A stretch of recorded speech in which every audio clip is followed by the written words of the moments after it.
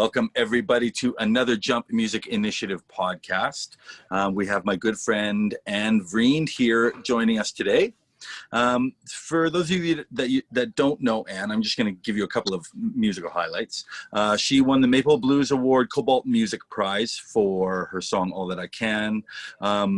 She's been nominated for Female Artist of the Year at the Edmonton Music Awards. She showcased at the Reeperbahn Festival. She's appeared on many talk shows in Germany, Australia, all over the world. She and I toured Japan together. I get to play bass for her once in a while. She's an indie soul songstress, Canadian indie soul songstress that is from Western Canada, from Edmonton. And she joins us here today. Welcome, Anne. Thanks for having me. It's good to see you. It's good to see you. It's been a little bit too long. Yeah, it's been a long time. I know. I'm gonna let Maddie kick things off with the first question. All right. So the first thing I wanted to ask you is just generally kind of what is your role in the music industry and how did you end up there? How did you get started? My role, well, as Jory mentioned, I don't really have a role other than that I'm a performer and a singer-songwriter. Although recently during the pandemic, I've started becoming a concert promoter, but only of my own concerts on my own porch. My front porch, literally, I had 6 months worth of front porch concerts where I would do a set myself and then also have other artists. I'm going to interrupt for a second because, you know, really, when I look at indie artists, you know, I think you exemplify the quintessential hardworking indie artist, and I've looked to you many, many times for this. And Maddie asked you what your role in the industry is, and you say performer, but really that's almost the smallest part of what your role actually is in the industry, because I've seen you write grants and book tours, you know, and I mean, of course, this is all to you know, support your playing, but you know, your role in the industry is much more broad than just being an artist. We'll ask you more about that. Yeah, that's true. That I see where you're coming from for sure. Like most, like so many, or if not all, indie artists, you wear way too many hats because there's not enough money to go around to hire people for individual jobs. So yeah, you're often your own booking agent and your own social media promoter and your own tour manager and your own grant writer and your own kind of everything, you know. I'm lucky now that I have a few more people on my team to do some of those things, especially internationally. But yeah, I used to do it all myself because, you know, and manager, you know, self-managed, all that kind of stuff. So yeah, you end up doing a lot of things that have nothing to do with music, actually, unfortunately. Right.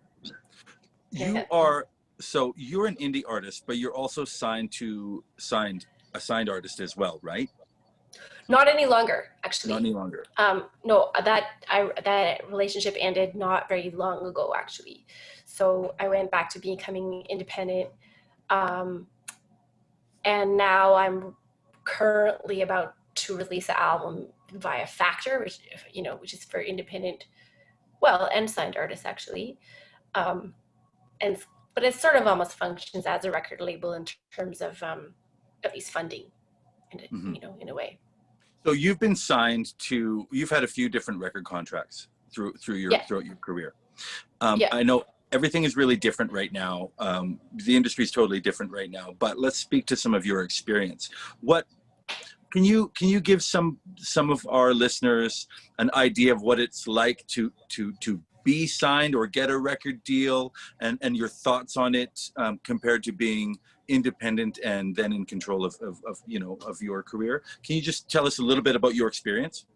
Oh, sure. I mean, I can't get super into it actually because of just legal reasons, but I will say overall that I think this a lot of people have this illusion that if you get signed to a record label, then all those things that I mentioned before about the hats you don't have to wear anymore because somebody else, there's this whole team of people that will do these things for you.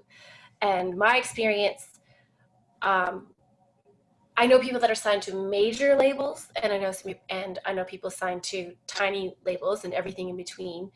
And regardless of what label and how big it is that you're signed to, unless you are one of the top selling mega artists of that label, you are still going to have to do all those things yourself. And you might have a little bit of help here and there, and you might have some funding here and there, and you might have, different things that the label will help you with. But their bread and butter, 95% will come from their top one or two artists. And so that's where they're going to put 95% of their effort, which is a bit of a chicken and the egg problem, which is probably what I would say is the biggest problem in the music industry in general, is that how do you get from not being that artist to being that artist? Mm-hmm. Do you think it's still relevant? Do you think record labels are still relevant right now for young indie artists? It's funny. I had that conversation with a publicist about 2 weeks ago. I would say it was probably the least thing to want. I would say that it's the function of a record label is sort of to be the middleman or the umbrella kind of thing in your career that connects your booking, your touring, and your digital and your physical sales and your publicity, including social media publicity. But now that you can definitely hire all those things out directly yourself, and then have more control over who's hired, how much they're paid, and their accountability and everything. Back in the day, the history of a record label is that back in the day, before technology evolved to the point where people could afford to record quite cheaply, the only way to make a record was literally at a record label. Nobody could make a recording without them. So they absolutely controlled that. But now that people can make their own, and the other thing that's changed with the internet is that people can market themselves without having to have that middleman or middle person in there. So I would say sometimes they just get in the way and slow down the process, That like a lot of times. That kind of leads me to another question: is how important do you think it is for young artists to understand the business side of music and to understand things like social media marketing, and how these things kind of helped you in your career? I think it's unfortunately really key. Again, going back to the days of what a lot of people consider the golden era of music in the 70s, 60s, 70s, 80s, where there was so much money to be made if you were one of the few artists that did get selected to make a record, that there was enough money to go around that there were all these other people with full-time jobs wearing the hats that I mentioned. But now that there isn't, you have to know about all that stuff.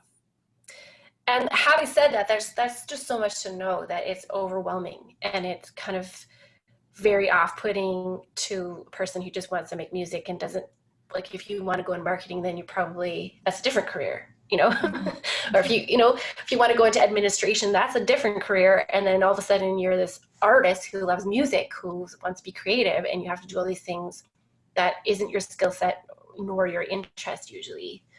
And so it can be very, just sort of take the wind out of your sails. So my advice would just be to not feel like you have to do everything. Not everybody is going to have amazing music videos, but they're going to be a great live touring artist like Jory, touring, playing live. Other people don't want to play live. They want to stay home. They have family, whatever, but they have placements in movies or film, and those are all different ways of making money and all different ways of reaching fans, or walking social media, for example. But there's so many, there's different artists that kind of have a strength depending on what their other skill sets are in each one of those things. And I would say, yeah, rock what you got and don't spray if you're not rocking out all those things, because almost no one can, because no one has that much time or talent in all those areas. Mm-hmm. That's good advice. And one thing I've really, what I think is really unique and very cool about your career specifically is how much international touring that you've done. And, you know, I know you have really big followings in Australia and Germany. How did you first connect to those places? How did you start playing internationally? And well, it's tough to say again these days, you know, because it's not really an option. But how did you start first? How did you first start touring internationally, and how did you connect with those audiences there? Well, I got okay. Well, for each country is a little bit of a different story, and I'm sure I don't have hours of time to tell you each story. But how to summarize it would be that I just opportunities presented themselves, and I just absolutely tried to exploit them as much as possible. And I just didn't have really a game plan except to just take the time and energy to go and be okay with initially not making money, and just basically making contacts. And, you know, especially for touring, but probably in general with everything, a lot of it is relationships that you have with key people that you click with, that you, whether it be promoters or venues, bookers or booking agents or other artists that you double bill with, or like through your life, there'll be some people that just, it isn't working. And then other people that just suddenly 5 years later, you're like, oh my God, I just had a 5-year run with this whole thing, you know? And it sort of has to do with, I think really just taking opportunities and not putting too much pressure on them, all of them or any of them to have to pan out, but just seeing where they go and who you end up connecting with. Casting a wide net a little bit and then seeing what comes back and then nurturing that maybe. Yeah. What about singing maybe in that's English? so abstract. I don't know if that's helpful. Oh, that's fine. I mean, obviously, well, I should say obviously Australia, because sometimes there have been some definite communication breakdowns with the accents. But that's totally fine. In Germany, I think throughout Europe, especially Western Europe, there isn't a problem with that. But I will say that if you make an effort to learn some of the words and the culture, like, as you know, in Japan, like I definitely learned that when I was there with you, there are certain things that fly here that don't fly there, and vice versa. And in the show, you mean? In a show, or just how you interact with people, you know, the etiquette and the behavior, social, in certain values and certain things that just don't fly from one country to the next. And like an example, in Germany, we did a big tour last year there, and one of the first shows of the tour, there was this, like, it was sort of put on by a committee, this culture club they call it, and this guy was like, oh, we are really chill over here, we are so relaxed. And then he's like, so you know, and the concert was supposed to start at 8:00, and he's like, so you can start at, you know, 8 or 8:03. And that was his, like, we're so relaxed over here. And we're like, whoa, dude, that's like 3 minutes. That's a 180-second window that you just gave us there. Wow. And you know, so that became a joke for the tour, because Germans are like very, very on time and organized and, you know, efficient, and, you know, and you go to other places, and as you know, in other genres where the show starts like 3 hours or so after the scheduled time, and it's fun, and nobody cares, and, you know, so and you have to be kind of aware of those things, little things like that will make a difference. That kind of reminds me. Sorry, Dre, do you want to? No, I'll tell you later. It wasn't relevant, but I have kind of a story I wanted to relay. Go ahead, Mike. That reminds me. We have a lot of stories from Japan. I wanted to ask you what were your favorite parts about touring? What did you love? And kind of in contrast to that, what were some of the biggest difficulties or challenges you had while touring all the time? Well, the things I love the most, I think, is some of those sort of learning about different cultures and languages and food and customs. And I've always been interested in that, very separately from being a musician, but maybe not. Like I'm interested in people and how they're different around the world. I find that interesting and fascinating. And then some of the, I think, always the most challenging thing is just the intensity of being on the road and how physically exhausting and mentally draining it can be to be on every night. And then there's some friends of mine in Berlin actually have this term that we adopted called the third set, which, typically you play 2 sets. And then the third set is the obligatory socializing afterwards that can usually come with the gig, where you're not really officially getting paid, but it would be very rude to just leave. And sometimes that's the hardest really, part, is the third set. Yeah. Oh, for sure it is. And that's nothing against the people, and then they're just really excited that you're there, and that's the one chance they get to hang out with you and pick your brain and talk to you and interact. And so, but that, yeah, especially when there's a language barrier and you're in a loud place and you have to say everything 4 times and they have to say everything 4 times, and then you have to, sometimes you just eventually pretend you understand because you don't want to say it 8 times, and then there can be misunderstandings. It speaks to it speaks to the fact a little bit that, as artists, we're kind of even when we're not on stage, we're kind of, we're in some sort of view, like you're not, just because you're not performing, it doesn't mean you're not on.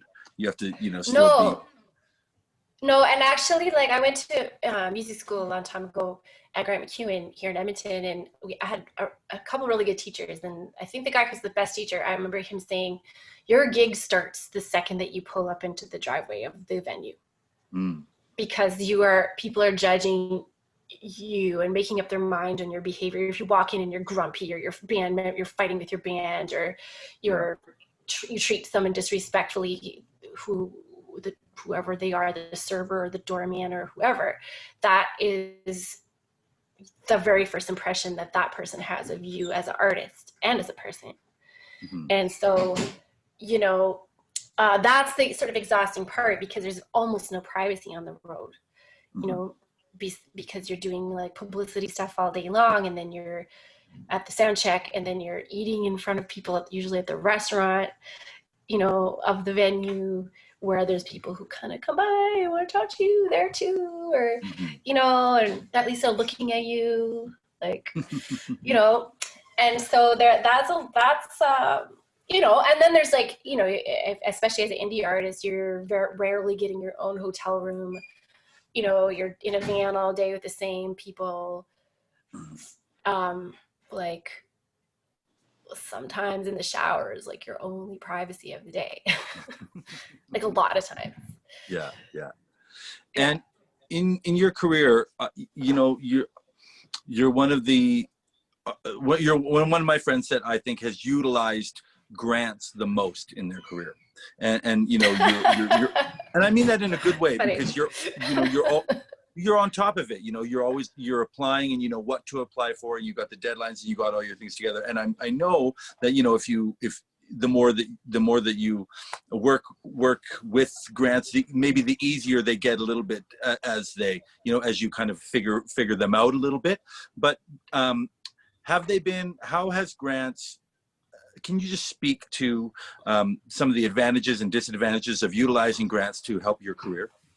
Sure. I mean, the advantage is obvious in that you need funding, or you don't necessarily need funding, but it sure helps to have some extra support that way. That's the most obvious way. But I would say that in a way it kind of keeps you on top of things that might otherwise slide, because of all these hats that I was talking about. Is, you know, you never have enough time to do everything, especially to do it well. And so, and it's really funny that you said it, because the reason I was laughing is because that's the part I hate the most about my job. Like, I hate admin. I hate the tediousness and I don't have the patience for it. It's not creative. It's just forms and upload, just technical things. I mean, I can barely even get on a Zoom meeting properly. Clearly, I'm not good at technical things. So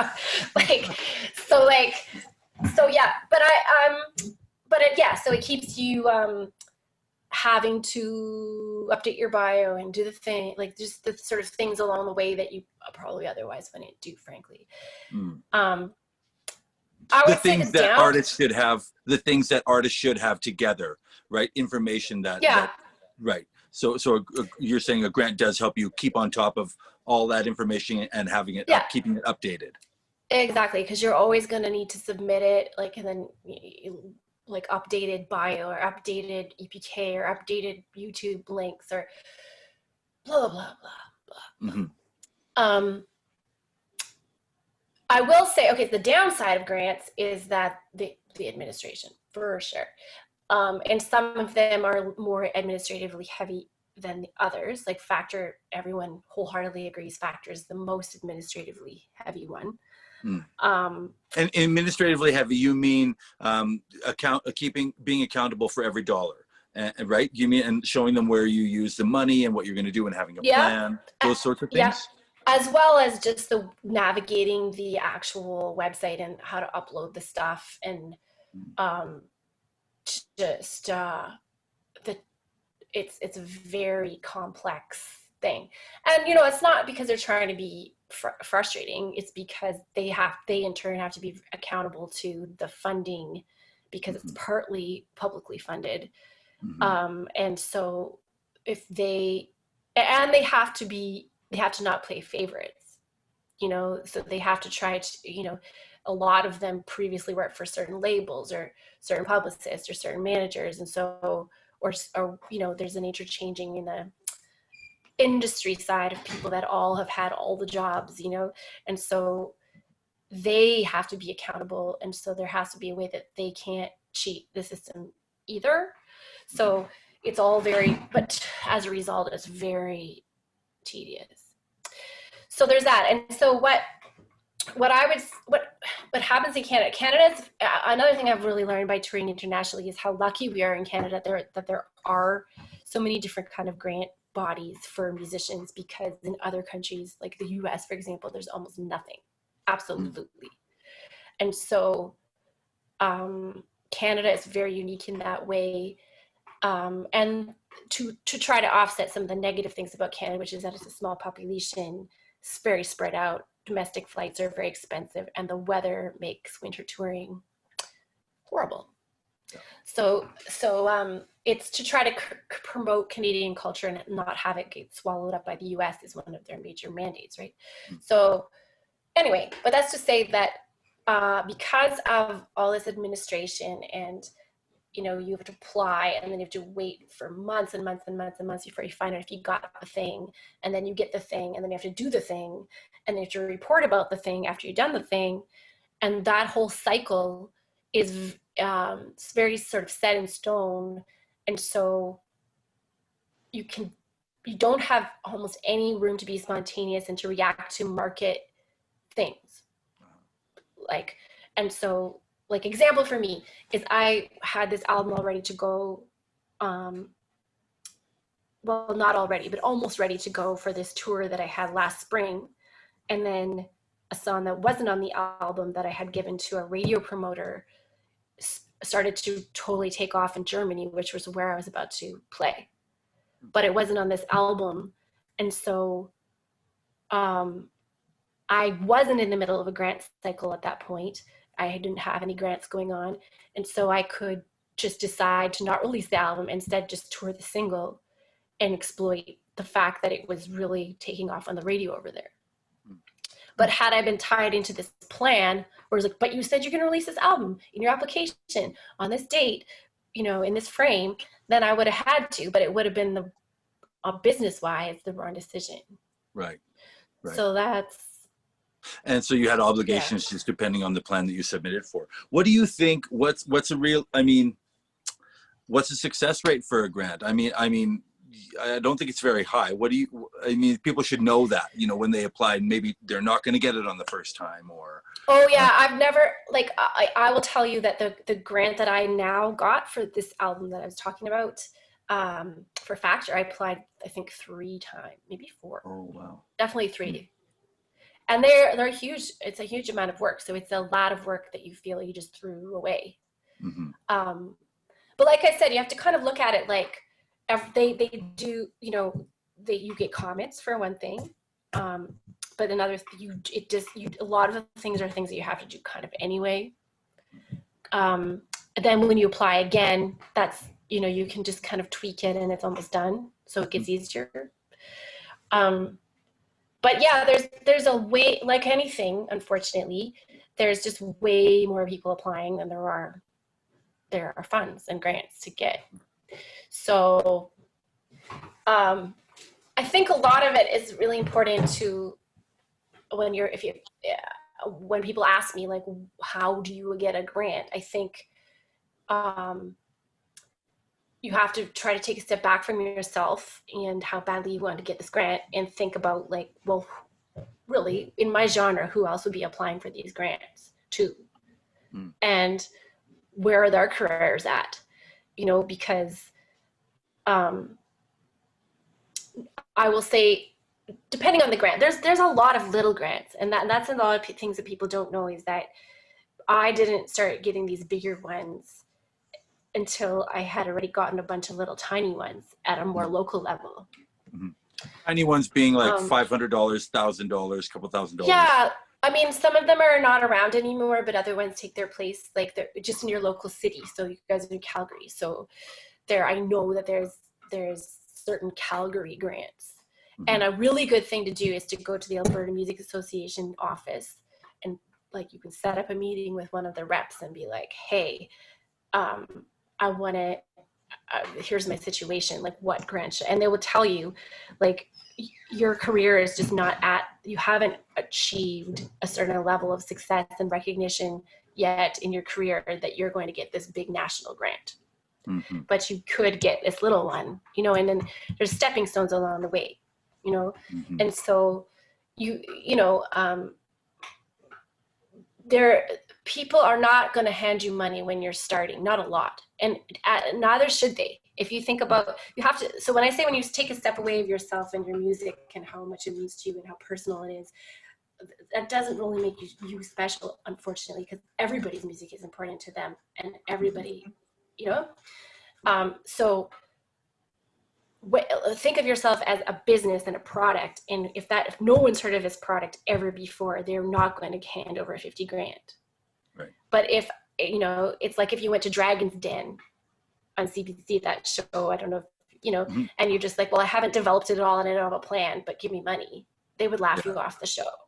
Right. So that, and your music career is 0% different from Dragon's Den in that sense, where, you know, if you don't have a plan and you don't have a product and you don't have a track record of having already sold this much by doing it by yourself, no one's going to get behind you and be like, whoa, if I inserted some capital into that, it could grow like this, because you haven't shown them anything yet. And a grant is the same way.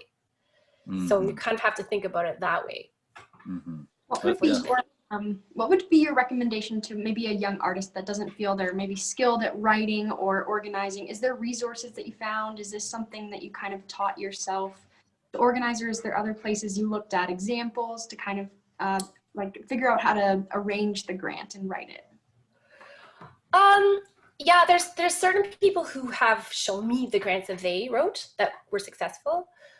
Not everybody's, you know, understanding and willing to do that, but there's also a lot of the people who actually work at the granting organizations, if you give them enough notice, like you certainly can't ask them the day of the deadline, like, can you sit down with me for 3 hours and help me with my grant, they'll be like, no, I have 1,000 trillion artists, the website's crashing, like, but if you were, months ahead already, like saying like, I'm thinking about doing this and this is what I've got, and they can guide you and be like, and help you tweak it. And that's really the most important thing you could do, as well as really, really read the mandate of the organization, because Canada Council versus Factor versus Alberta Music or something, they all have different mandates that are there is some overlap, but there are some different agendas that they have to fulfill as funding organizations. And then it will even say, these are the questions, these are the things that this is the criteria in which we're judging this grant. And really go back to your project over and over again with those criteria, because they will be when they're evaluating your application, because lots of people just kind of get sidetracked, and next thing you know, they're talking about something that's just not really applicable. Right. Yeah, for sure. And yeah. What's your opinion on what's your opinion? We kind of ask this of everybody, especially given the times. What do you think young artists can do? Like, what do you think the future is for young artists, and how they promote and how they get out there and how they get their music and how to advance a career in such a time when performing is not totally an option? Yeah, that's so tough, man. I mean, it's tough for me too, like change my year drastically, this pandemic. But there's a lot of people just shaking their heads and just saying it's so. Artists are the people that people turn to in hard times, including for creative solutions in business, not just in music itself. Mm-hmm. Like I know that you toured with B.B. King, and I'm not sure if this story is 100% true, and you can correct me if I'm wrong, but he didn't even he was one of the most influential guitar players, especially in blues music, that there's ever been. Mm-hmm. But he didn't have a guitar, which is very key for becoming, but he didn't let that stop him. Like he from the story that I heard is he just took some boards from his veranda and strung some fishing line between these two boards and put a board underneath it. And that's where he got his single note style from. Does that story? Yeah, that's right. Yeah. So that's just to say, if somebody can become one of the most famous guitar players in the world in history ever without starting out with having a guitar, then I don't think a pandemic should be a reason why someone couldn't start a career in music now. Mm-hmm. I just think that, you're not gonna, you have to be creative, but that's what artists are, is creative. And so using channels that don't work and trying to make them work isn't going to be the answer. It's going to be something new that's unique to you, like that really is actually what you bring to the table that no one else does. Because this is sort of something I've been thinking about, is there's a pretty big different definition between being an artist and being a musician, and they get, I think, used interchangeably. But a musician is someone that could put notes together and make them sound nice, that is pleasing, and it's a craft, like an artisan, like a carpenter can make a table, and some of them are beautiful tables. But tables are nothing new. Like, he's not inventing the idea of a table. Right. But an artist is someone who's done something that no one's done before, that's unique to them, that no one else can replicate except that person. There's no other Lady Gaga.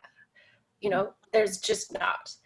There's no other Adele. There's lots of people who sing like Adele and copy Adele, but there's one Adele. And so if you go to see a concert and it's not Adele, but it's like an Adele lookalike or sound alike, you'd be like, what? You'd get your money back, right? And so artists are some people that are doing something in a market. The reason you can be successful as an artist is that there's one of you. You're not replaceable with any other person that could do that thing. And so then you have to think about, what is that thing that I do? Just singing and writing songs, like millions of people do that. That is not, that's being able to make a table. Mm-hmm. Mm-hmm. I don't know if that makes Good sense. answer. No, that's good. I think that's great advice. Yeah, and so like Bob Dylan was not a great singer, and he was certainly a horrible harmonica player, but he was a great songwriter and a very eccentric person and a great lyricist. And he didn't care about the things he wasn't good at. He just was really, really exploited the things that he was. Mm-hmm. You know what I mean?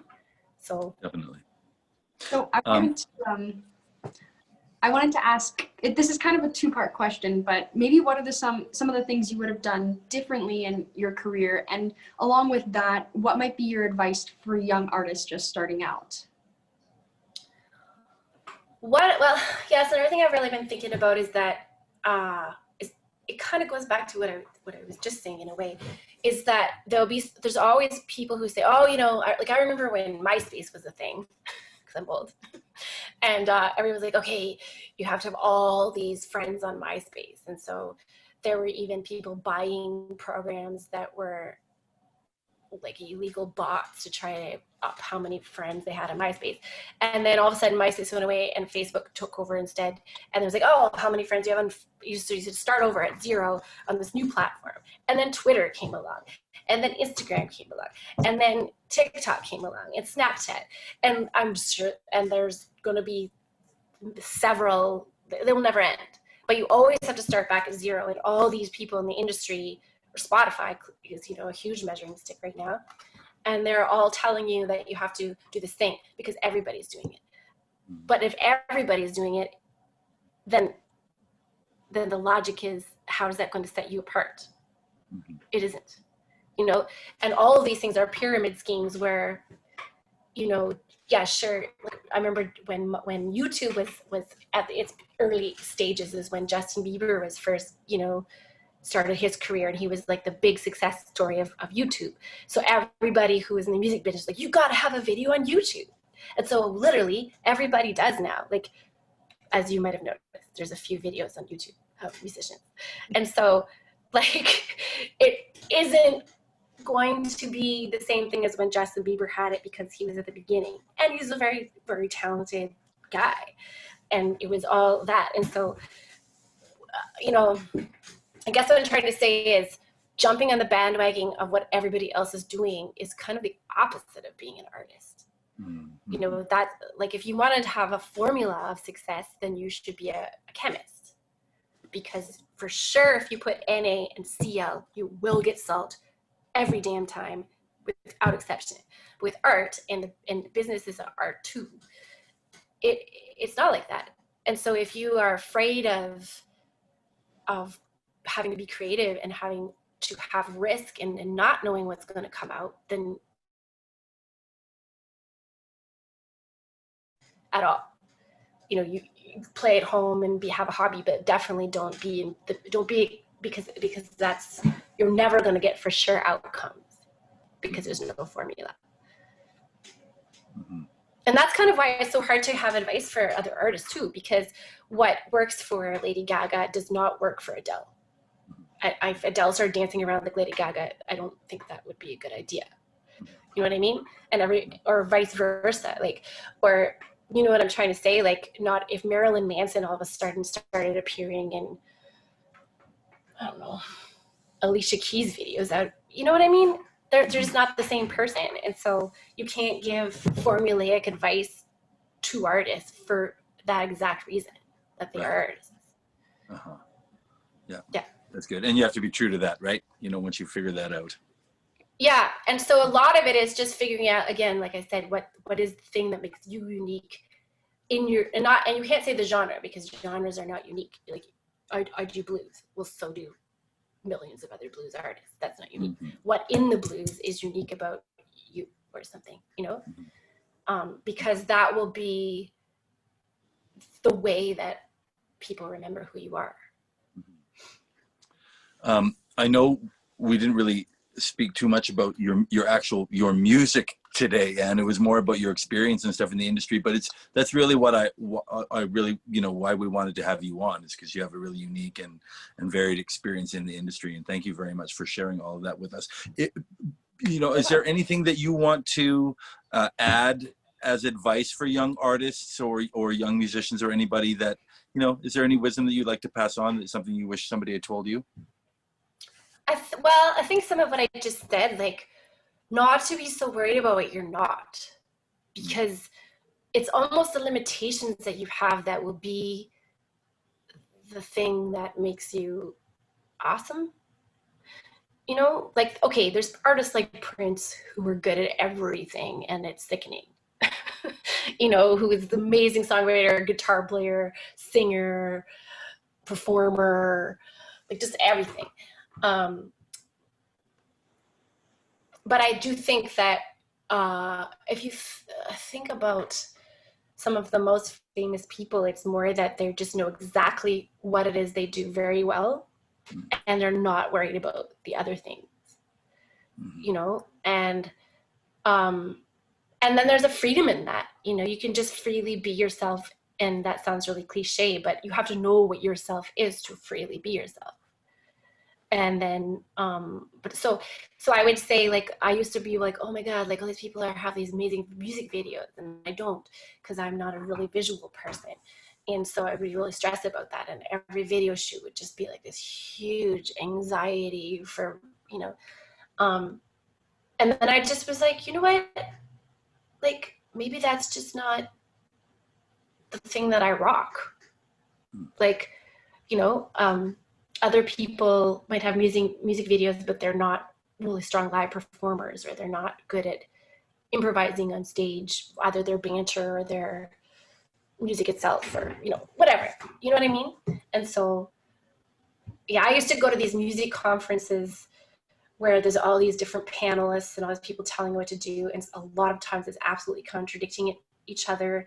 And for sure, there's this, if you did all the things that they told you to do, you would have to never sleep and have 17 of you.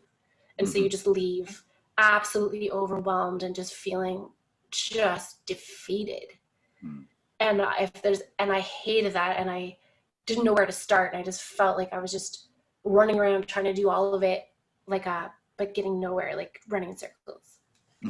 And I would just say to that there's no need to feel like that, and that it's more important to rock one thing really, really well and be proud of it and love that task and that job and that area of that hat, than to wear all of them badly and just be burnt out. Yeah, I see. That's great advice. Thank you. Yeah, I wish somebody had told me that. I do. Tell me about, tell us with a certain George Kinjo on it. Oh yes, well, that's right. It has a duet. Yes. I haven't released it yet. I'm sort of sitting on it, trying to figure out when I'm going to tour next. I have a massive tour that was rescheduled from this past spring. Would that have been a European tour? Yeah. I had a 21-day tour canceled that was going to really be, try not to think about that or get sad. Right. But I have a new album. And I actually, as much as the whole touring thing sucked, I was really lucky to be able to have more time to finish it than I thought I was going to have. And I, maybe that's the other word of advice that I would say, is that quality is so much better than quantity in everything. Like, yes, you can put out 1,000 shitty videos or write a bunch of shitty songs, put them out, record them kind of badly, and do get them mixed very well, blah, blah, blah, blah.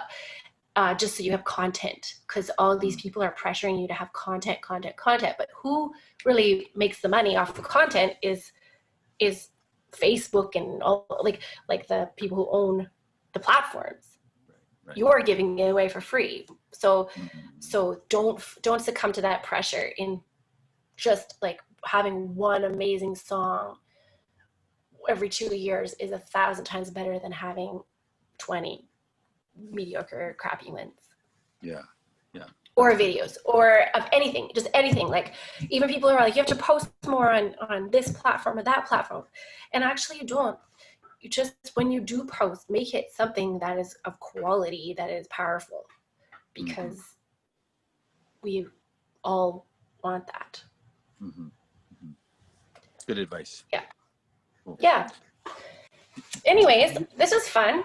Yeah, it's been super fun. Thank you very much for chatting us. Maddie, do you have any questions that I didn't let you ask or anything? No, I think I asked all the questions that I wanted to. Okay, You cool. gave a lot of really awesome advice, so thank you for that. Oh, you're welcome. I like the wallpaper or whatever it is that behind you. Is that a blanket? That's cool. Oh, awesome. Yeah. Well, thanks very much, and thanks for chatting with us. We're going to put, you know, all your links and stuff in the bio in with the credits there, and people can find you there and your music. Yeah. If you could send me the links too, we'll do that. That'd be awesome. We'll do that. Okay. Thanks very much, Anna. Yeah. We'll talk Thanks to you for soon. having me. Okay. Yeah. Ciao.